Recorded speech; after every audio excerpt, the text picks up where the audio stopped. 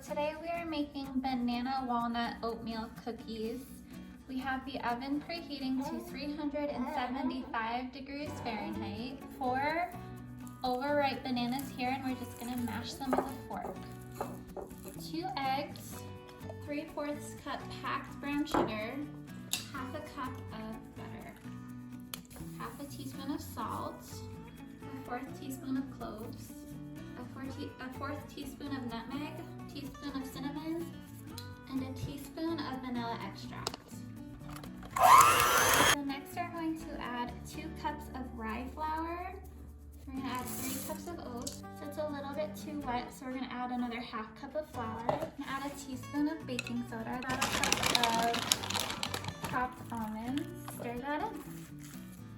Take an ice cream scoop and spoon it onto a piece of parchment paper.